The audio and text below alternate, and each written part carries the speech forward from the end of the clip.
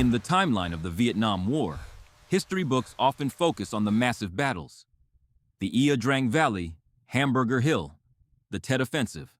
They talk about battalion-sized movements, artillery barrages that shook the earth, and B-52 strikes that turned jungles into moonscapes.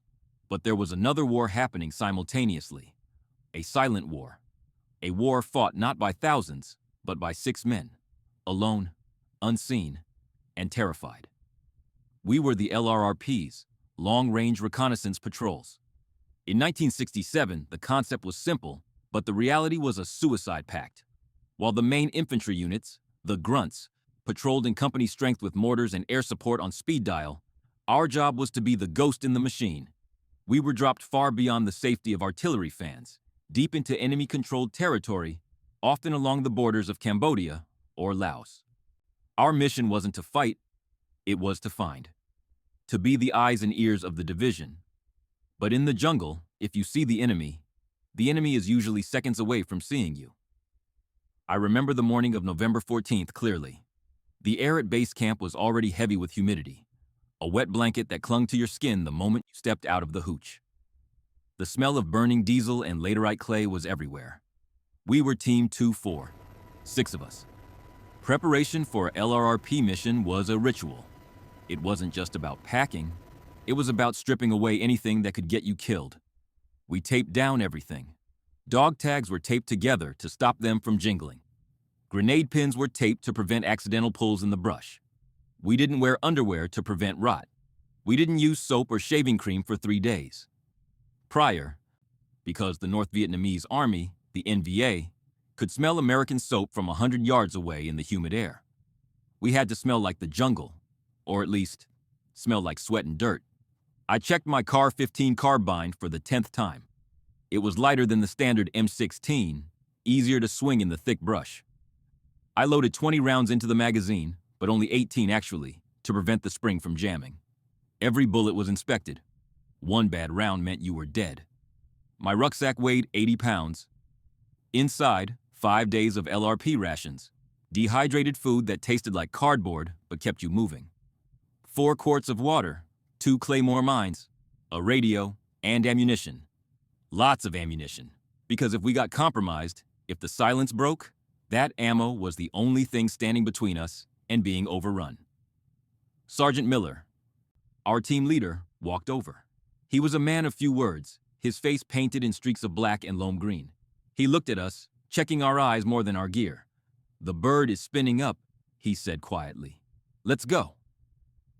There were no speeches, no patriotic music, just the crunch of boots on gravel as we walked toward the flight line. Walking toward the chopper pad, the sound of the Huey slick became the only thing in the world. That rhythmic whop whop whop of the rotor blades is a sound that stays with you forever. It's the sound of salvation and the sound of doom, all wrapped in one. We climbed aboard. No doors. We sat on the floorboard, legs dangling out into the open air. The door gunner on the left, a kid who looked no older than 19, gave us a thumbs up. He adjusted his M60 machine gun, scanning the perimeter. We lifted off, the nose of the chopper dipping forward as we gained speed. The base camp shrank beneath us. The rows of tents, the artillery pits, the safety of the wire, it all disappeared. Within minutes, we were over the canopy. The green ocean, mile after mile of triple canopy jungle, unbroken and hostile. From up here, it looked beautiful, serene. But we knew what was down there. Leeches, heat, snakes, and thousands of NVA soldiers moving supplies down the Ho Chi Minh Trail. The flight lasted 20 minutes, but it felt like hours. I watched the terrain change from flat rice paddies to rugged, jagged mountains.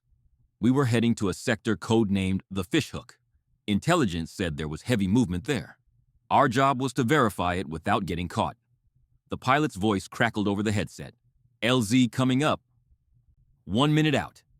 My stomach tightened. The pucker factor. Every soldier knows it. It's that cold knot of fear that tightens your gut. You grip your weapon harder. You look at your teammates. Nobody smiles. Miller held up one finger. 1 minute. The helicopter began to bank sharp and drop fast. This was combat flying. You don't glide in gently. You drop like a stone to minimize the time you're a target for ground fire. The G-force pressed us into the floor. The wind roared, whipping our pant legs. The trees rushed up to meet us, giant teaks and mahogany trees that seemed to reach out to grab the skids. We weren't landing. The vegetation was too thick. We were doing a hover jump. The bird flared just above the elephant grass, hovering 4 feet off the ground. The prop wash was violent, flattening the grass in a circle around us. Go, go, go! The crew chief screamed over the engine noise. I pushed off the floorboard. The weight of the ruck hit me as I landed in the tall grass. I rolled, ignoring the impact on my knees, and instantly brought my weapon up.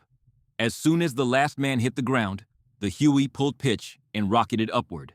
It banked hard and vanished over the tree line. And then, the world stopped. We lay frozen in the elephant grass. This is the most dangerous moment of the mission. The helicopter had just announced to everyone within 5 miles that Americans were here. Now, we had to disappear. We call it the golden minute, but it often lasts 10 or 20. You don't move a muscle. You don't adjust your pack. You don't swat the mosquito biting your neck. You control your breathing. Shallow breaths. In, out. I pressed my face into the dirt. The smell of damp earth and rotting leaves filled my nose. My eyes strained to see through the thick stalks of grass. My ears went into overdrive. At first, the jungle was silent. The helicopter had scared everything away. That silence was heavy. It was a threat. Then, slowly, nature returned. A cricket chirped. A bird called out from the canopy. A monkey screamed in the distance. This was good. It meant the animals weren't scared anymore. It meant there were no humans walking nearby. If the jungle goes quiet again, you know you are not alone. Miller signaled with his hand. Move out. We rose slowly, hunching over under the weight of the rucksacks. We moved in a standard LRRP formation. Point man in front, the most dangerous job. He watches for booby traps and the enemy. Then the team leader. Then the RTO with the radio. Then the rest of us. The rear security man walked backward as much as he walked forward, ensuring we weren't being tracked. We entered the tree line. The temperature dropped 10 degrees under the shade of the canopy, but the humidity spiked. It was like walking into a greenhouse. The light was dim, filtered through layers of leaves. We moved agonizingly slow. A LRP team doesn't march. We creep. 1 step. Check for tripwires.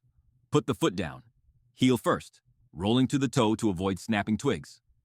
Pause. Listen. To cover 100 meters might take us an hour. We weren't trying to get somewhere fast. We were trying to stay alive. About 2 hours in, the point man froze. He raised a clenched fist. Everyone stopped. We sank to one knee, weapons trained outward. He pointed to the ground. We crept forward to look. There, pressed into the soft mud of a stream bank, was a footprint. It wasn't a boot print.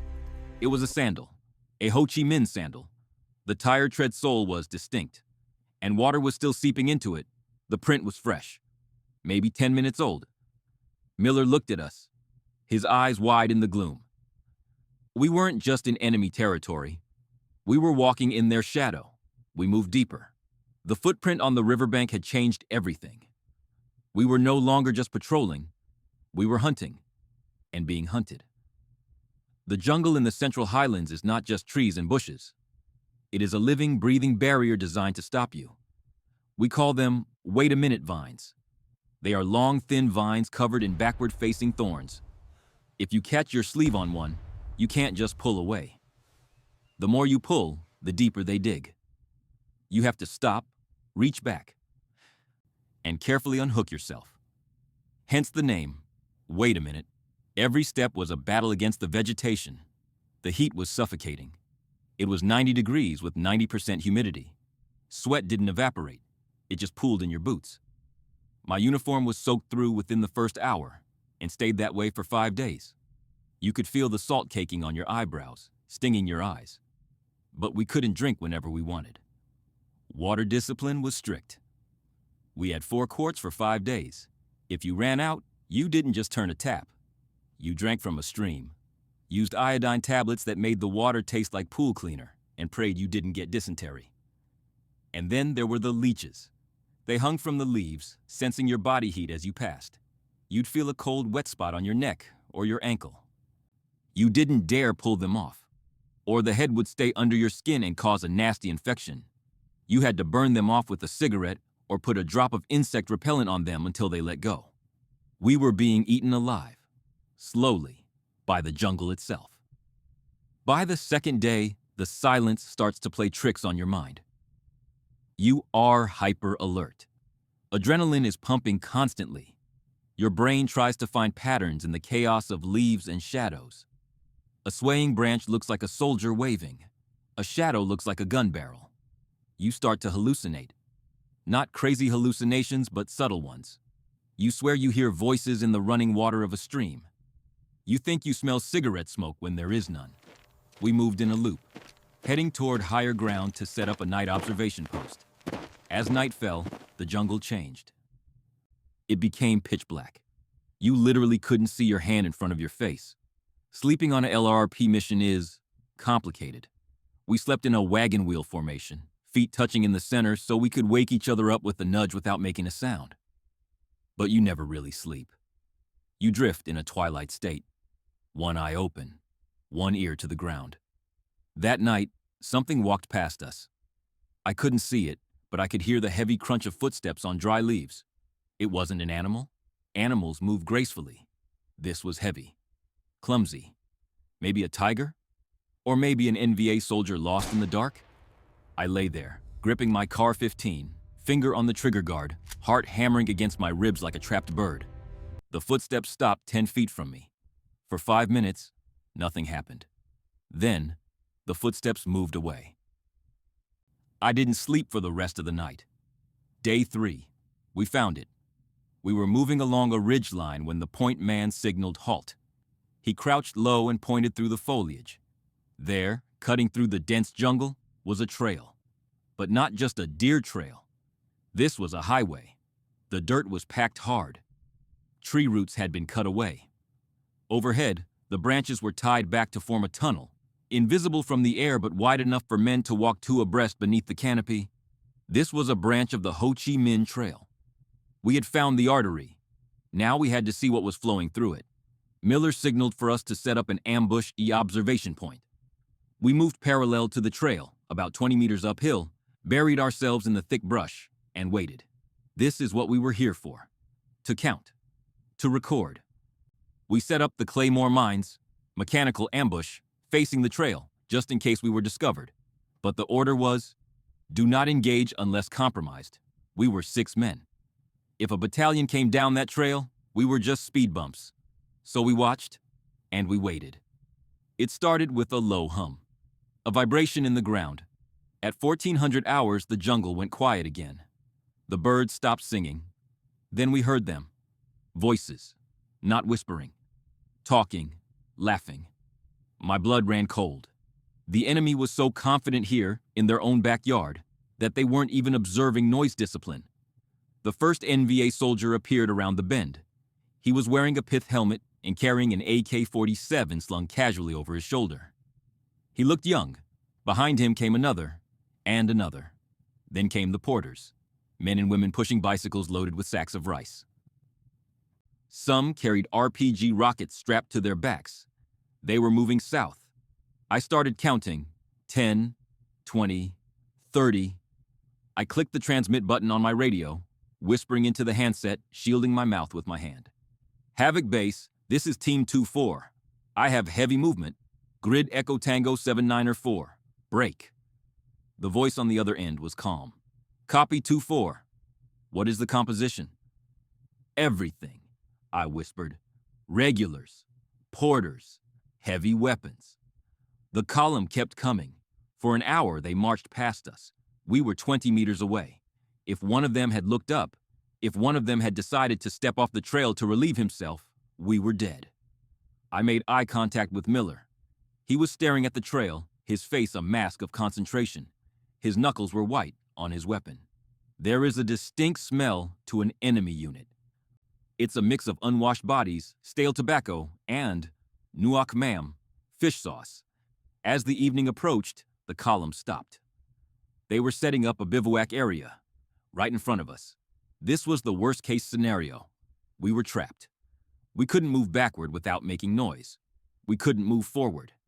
We had to stay frozen while an entire NVA company set up camp around us. Smoke started to drift up. They were cooking rice. The smell of burning wood and cooking food made my stomach cramp with hunger, but it also made me nauseous with fear. We could hear their conversations. I didn't speak Vietnamese, but I knew the tone. Soldiers complaining about the march. Someone laughing at a joke. It was surreal. We were invisible guests at their dinner party. A group of 3 NVA soldiers sat down on a log not 15 meters from my position. One of them took off his helmet and lit a cigarette. The flare of the match seemed like a spotlight in the dusk. I slowly, imperceptibly, rotated the safety selector on my rifle from safe to semi. Click. It was the loudest sound I had ever heard. The soldier stopped smoking. He tilted his head. He had heard it. The NVA soldier stood up. He said something to his friends, and they laughed, but he didn't smile. He unslung his AK-47. He started walking toward the brush, toward me. My heart stopped. I stopped breathing. I could see the sweat on his face. I could see the red star on his belt buckle. He walked closer, 10 meters, 8 meters. I had my sights center mass on his chest. My finger took up the slack on the trigger. I knew that the moment I fired, all hell would break loose. I would kill him, but his friends would kill me. And my team would be overwhelmed within seconds. 6 meters. He stopped. He looked directly at the bush I was hiding behind. He squinted. I prepared to die. I thought about my mom back in Ohio. I thought about the letter I hadn't mailed. Then, he unbuttoned his pants. He hadn't heard the safety click. He just needed to pee. He relieved himself on a bush 5 feet from my face. I watched the stream hit the leaves. He buttoned up, spat on the ground, and turned around. He walked back to the fire. I let out a breath that I felt like I had been holding for a lifetime. But we weren't safe yet. The sun was going down, and we were surrounded. The night passed in agonizing slowness. We lay in the mud, listening to the enemy sleep. We could hear their snores. We could hear the sentries shifting their weight. When the first gray light of dawn filtered through the canopy, the NVA camp began to stir. The smell of cooking fires returned. Miller tapped my leg. Time to go. We didn't stand up. We slithered backward on our stomachs, like snakes, inch by inch. We needed to put at least 100 meters between us and the camp before we could stand and move. It took us 45 minutes to move 50 meters. My muscles screamed. The insects were biting my face, but I couldn't swat them.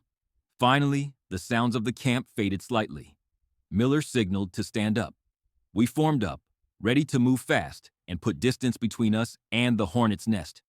But luck runs out. In the jungle, it always runs out. We rounded a large banyan tree, and there he was, an NVA water carrier. He had walked away from the camp to fill canteens at a stream we hadn't seen. He was 10 feet away. We froze. He froze. For a split second, there was that look of mutual shock. The realization that 2 worlds had just collided. He dropped the canteens and opened his mouth to scream. "Contact front!" Miller yelled. The silence of the last 3 days was shattered instantly. My CAR-15 roared to life. I didn't aim. I just pointed and squeezed. The jungle erupted. The water carrier went down, but his scream had already echoed through the valley. From the camp behind us, a bugle sounded. Then whistles. High-pitched, frantic whistles. The sound of hundreds of men shouting orders. "Go, go, go! Move to the ridge!" Miller screamed. We broke into a run. Stealth was over. Now, it was a race. The jungle, which had been our hiding place, was now an obstacle course. Vines grabbed our legs. Thorny bushes tore at our skin. We smashed through the foliage, lungs burning, hearts pounding like sledgehammers. Behind us, the popping of AK-47 started. Pop, pop, pop. Then the heavy thump, thump, thump of a heavy machine gun, a RPD opening up. Bullets started shredding the leaves around us. It sounded like angry bees zipping past your ears. Snap. Crack. If you hear the crack, the bullet has already passed you. "RTO, get air on the line," Miller shouted. Our radio telephone operator, RTO, was running and talking at the same time, screaming into the handset. Mayday! Mayday! Team 2-4 is compromised. Heavy contact. We have a company-sized element in pursuit. Grid Echo Tango 7904. We need the snakes. Now. We made it to a small knoll, a rocky outcrop that gave us a little cover. Set up perimeter. We dove behind the rocks and fallen logs. We faced outward, back to back. The Alamo defense. Within minutes, they were on us. The NVA knew the terrain better than we did. They started flanking us. I saw movement in the ferns to my left. Green uniforms, pith helmets. I fired a burst. 2 rounds, bang bang. The enemy returned fire. Dirt kicked up into my eyes. A grenade exploded about 20 yards down the hill, shaking the ground. We were 6 men against at least 100. Claymores, Miller yelled. I grabbed the clacker, the detonator for the Claymore mines we had hastily set up as we stopped. I squeezed the handle 3 times. Boom! The explosion ripped through the jungle front. Thousands of steel ball bearings shredded everything in their path. The enemy fire stopped for a moment, but only for a moment. They were probing us, testing our lines, preparing for the final assault to overrun us. I checked my ammo. I had 10 magazines left. It wouldn't be enough. The radio crackled. It was the most beautiful voice I had ever heard. Team 2-4, this is Dark Horse 1-6. We are inbound. ETA 2 mics. Keep your heads down. Cobra gunships. The snakes. Pop smoke, the pilot ordered. I pulled the pin on a yellow smoke grenade and hurled it as far as I could down the hill toward the enemy. The thick yellow smoke billowed up through the trees. I see yellow, the pilot said.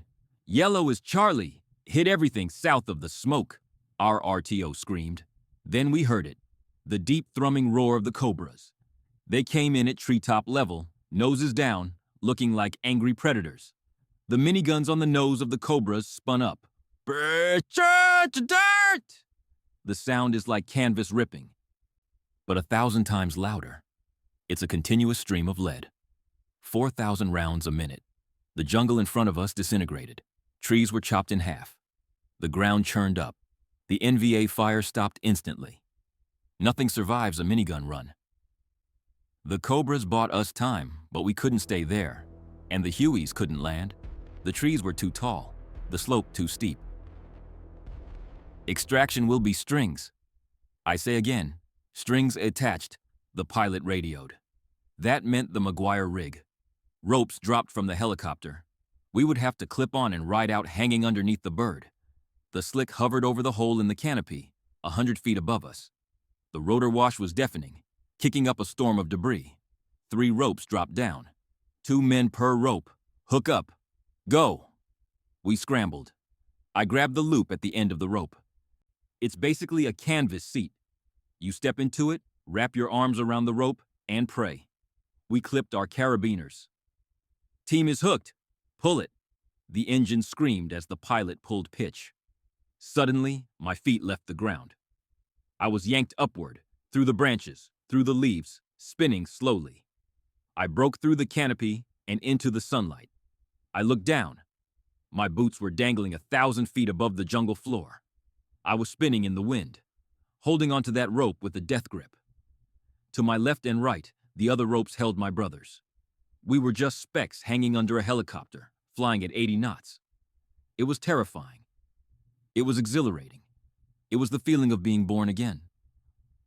We landed back at the fire base 20 minutes later. They set us down gently on the PSP steel matting. I unhooked the rope and fell to my knees. My legs wouldn't work. The adrenaline crash hit me like a freight train. I couldn't stop shaking. Sergeant Miller walked over. He pulled a cigarette out of his pocket, a pack he had kept dry in a plastic bag, and lit it. His hands were shaking too. He took a drag and passed it to me. We didn't say anything. We didn't have to. We counted heads. 1, 2, 3, 4, 5, 6. We were all there, dirty, exhausted, traumatized, but alive. We walked back to our hooch. The regular infantry guys watched us pass. They saw the 1,000-yard stare in our eyes, that look of men who have seen the other side. They gave us space. That night, Back in my cot, I listened to the artillery firing in the distance. It sounded rhythmic, almost soothing. I closed my eyes, but I didn't see the back of my eyelids. I saw the jungle. I saw the NVA soldier's face. I saw the rope spinning in the wind. We had survived the fishhook. But in 3 days, we would have to go back out.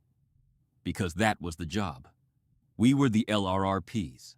And the jungle was waiting. Thank you for watching this episode of Beneath the Metal. The stories of the LRRP teams are often overlooked, overshadowed by the larger battles of the Vietnam War. But for the men who served in these 6-man teams, the war was a personal, intimate, and terrifying experience. If you enjoyed this story, please subscribe and leave a comment below about which unit or battle you'd like us to cover next. Until then, keep the history alive.